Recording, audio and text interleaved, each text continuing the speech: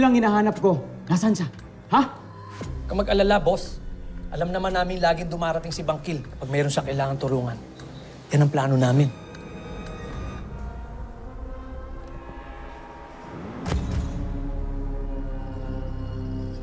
Itataya mo ba ang buhay ng pamilya mo sa plano mo?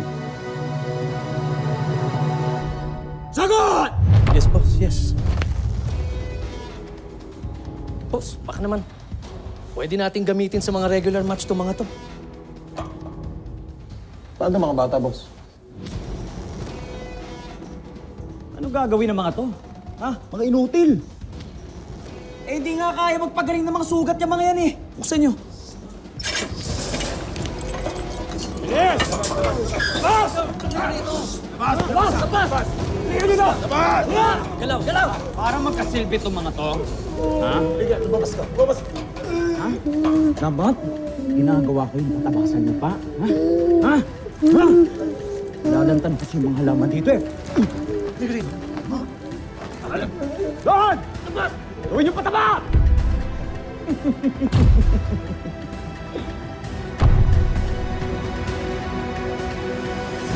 Pero alam mo, mahal, alam mo, may nabasa ako. Sabi nila kapag ang isang tao daw namatay, kahit daw tumigil na yung puso niya, yung utak niya daw, gagana pa rin sa loob ng 7 minuto. At sa 7 minuto na yun,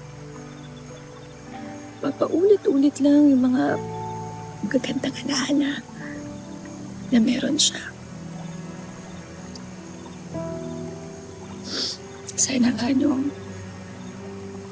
Sana nga totoo yun. Para naman kahit papaano, di sila gaano nahirapan.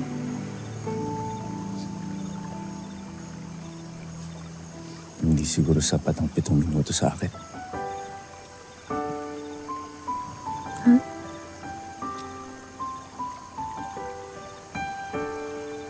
Naisip ko lang kasi na kung sakaling sa akin mangyari yun, kukulangin ng 7 minuto. Dahil sa bawat oras, sa bawat araw na kasama kita, at lahat ng iyon maiisip ko.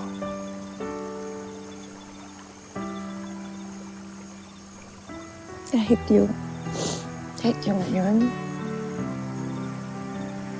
Pati yung kahapon.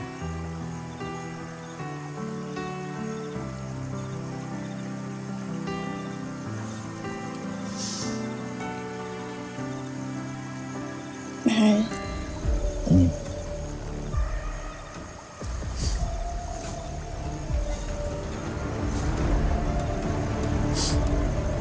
Mahal, huwag na muna natin siguro ituloy yung kasal.